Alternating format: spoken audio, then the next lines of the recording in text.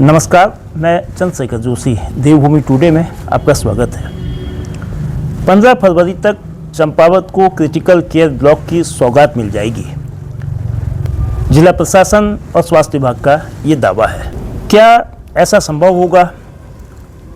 Critical care block में तमाम गंभीर रोगियों का इलाज होगा, तमाम गंभीर किस्म के बीमारियों का इलाज होगा। रेफरल जो यहाँ से मरीज होते थे हायर सेंटर में, उनको निजात मिलेगी। कहा तो यह भी गया है कि क्रिटिकल केयर ब्लॉक में MRI मशीन भी 15 फरवरी तक शुरू हो जाएगी। उसका संचालन हो जाएगा। CSR मद से MRI मशीन को लगाया जाएगा।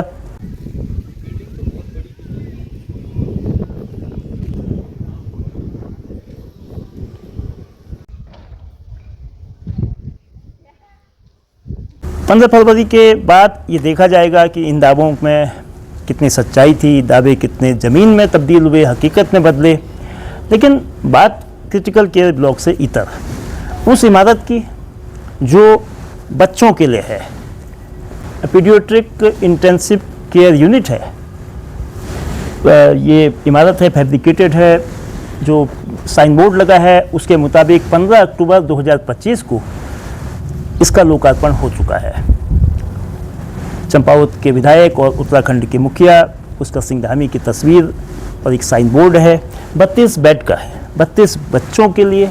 ऐसे बच्चे जो नवजात शिशु हैं, जिनको अंडरवेट हैं, पीलिया है और तमाम तरह की जो सीवियर दिक्कतें होती हैं जन्मों के समय, उनसे निजात दिलाने के लिए एक बेहतरीन इलाज का केंद्र 3 महीने करीब होने को है, लेकिन ये यूनिट अभी काम करते हुए नहीं दिख रही है। मुख्य दरवाज़ा है, ताला लगा हुआ है, अभी तक इसमें कोई हलचल नहीं है।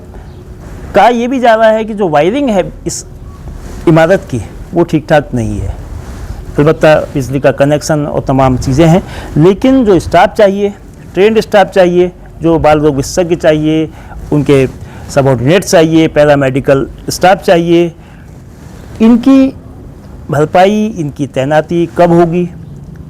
विभाग का दावा है, जो विभाग के मुखिया हैं CMO डॉक्टर देवेश चौहान का, इसके लिए महानिदेशालय को पत्र भेजा गया है जो पद इसके लिए चाहिए, क्योंकि ये बिल्डिंग, ये सघन चिकित्सा इकाई जो बच्चों की है, बाल सघन चिकित्सा इकाई PICU को जिला अस्पताल से अलग तरीके से मैनेज करना होगा, क्योंकि जिला अस्पताल में बाल रोग विशेषज्ञ बेशक हैं, लेकिन बच्चों के जो सामान्य तरीके के ट्रीटमेंट होते हैं, तमाम तरह की दिक्कतें होती हैं, उनके लिए वहाँ डॉक्टर्स चाहिए। इसलिए पदों के लिए डिमांड की गई है, प्रस्ताव भेजा गया है, पत्र भेजा गया है, लेकिन उन पत्रों पर अभी तक क्या कार्रवाई हुई है इसका पता नहीं है। बहरहाल न डॉक्टर्स आए हैं, न ये इकाई चलते हुए दिख रही है। वो 32 बेडेड पिको, ये भी कोविड के टाइम का ECRP2 का भारत सरकारी प्रोग्राम है। तो इसमें 32 बेड में 4 बेड तो हमारे NICU न्यूनेटल ICU के हैं, 8 बेड इसमें HDU के हैं और 20 बेड हमारे इसमें जनरल ऑक्सीजन वाले सिंपल बेड है। NICU हमने पूरी तरह से तैयार कर लिया है। 2 पीडियाट्रिशियन हमारे यहाँ पोस्टेड हैं, 2 गायनिकोलॉजिस्ट भी इस टाइम जिला अस्पताल में पोस्टेड हैं। तो जो बेसिक चीज़ें थी वो हमने सारी कर ली हैं। जो ट्रेनिंग लेनी थी मशीनों की, वो ट्रेनिंग हो चुकी है। ऑलमोस्ट ये जो कंपनी है हमको हैंड ओवर करने की तैयारी में है। तो जो फॉर्मेलिटी कागजों की होनी है वो होने वाली है। अनऑफिशियल हमने 2 केसेस रखे भी हैं इसमें। इस इकाई के न चलने के क्या नुकसान हैं और ये इकाई चलती तो क्या फ़ायदे होते हैं, इसको यूँ समझा जा सकता है।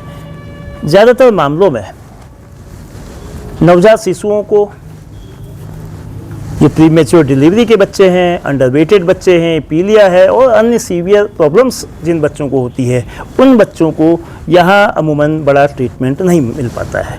उनको हायर सेंटर जो हल्द्वानी का सुशीला तिवारी राजकीय चिकित्सालय है, वहाँ भेजा जाता है। तकरीबन 200 किलोमीटर की दूरी है।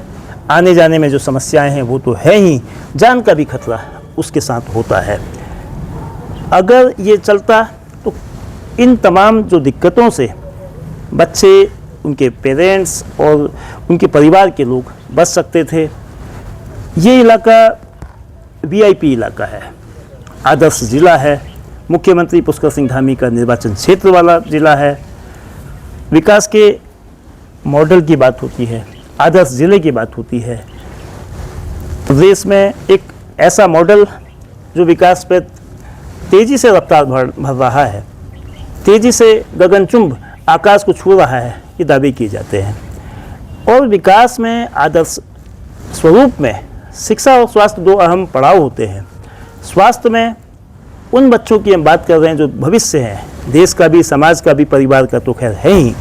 उनके इलाज की क्या व्यवस्था है, इलाज की जो व्यवस्था, जो इंफ्रास्ट्रक्चर डेवलप हुआ है, उसके यूटिलाइजेशन की क्या व्यवस्था है। ये इमारत 3 करोड़ 55 लाख की है, फैब्रिकेटेड है।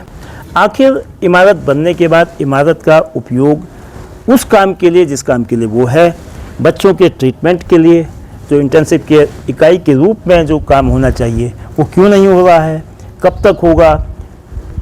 इसको यद्यपि स्वास्थ्य विभाग का फिर दावा है कि साहब बहुत जल्द इसको शुरू कर दिया जाएगा, और उनके पास उनका कहना है कि सारे संसाधनों के लिए वो बंदोबस्त कर रहे हैं, और इसको पुख्ता तौर पर इसमें वह सब ट्रीटमेंट दिया जाएगा जिस ट्रीटमेंट के लिए ये बनी है। यानी कि जो पीडियाट्रिक इंटेंसिव केयर यूनिट की जो तस्वीर है, जो वास्तव में जो सैद्धांतिक रूप से जो कुछ इलाज मिलना चाहिए वो यहाँ मिलेगा।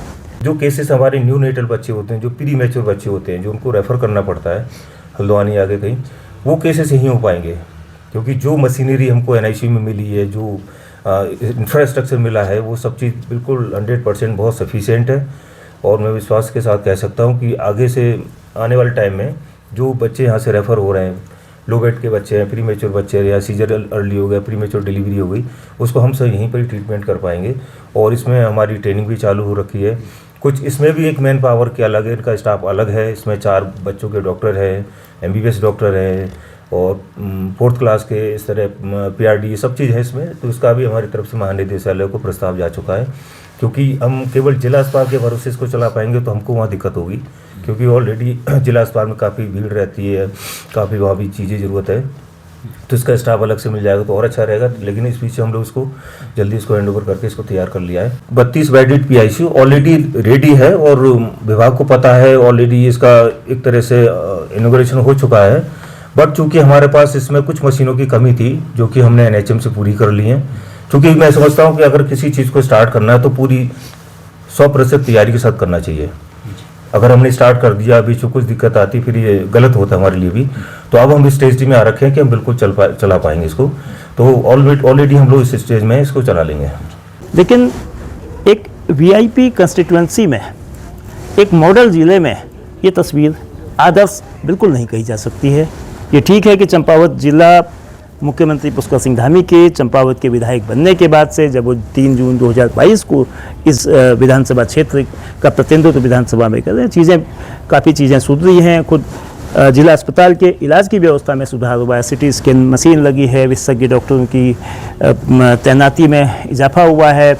अलबत्ता अभी भी कई पद खाली हैं, लेकिन इलाज बेहतर हुआ है। मगर बहुत सारी चीज़ें होनी बाकी है, जिस और अभी जिस गति से ध्यान दिया जाना चाहिए, जिस गति से काम होना चाहिए, वो नहीं हो रहा है। और उसकी एक वानगी ये है, इसीलिए जो क्रिटिकल केयर ब्लॉक की जो बात कही गई कि क्या 15 फरवरी से शुरू होगा, क्या MRI मशीन 15 फरवरी तक लगेगी, अगर वो लगती है तो यकीनन चंपावत के लिए एक बहुत बड़ी उपलब्धि होगी, लोगों की तकलीफ उससे कम होगी। मगर क्या होगा 15 फरवरी को, फिर हम क्रिटिकल केयर ब्लॉक की वस्तु स्थिति और जो दावे हैं उनका परीक्षण करेंगे। बहरहाल अभी की जो तस्वीर है वो ICU जो PICU है उसकी जो तस्वीर है वो उम्मीद नहीं जगाती है, आशा पैदा नहीं करती है। बच्चों के इलाज के लिए दरवाज़ा कब खुलेगा इसका इंतज़ार रहेगा। बहुत धन्यवाद।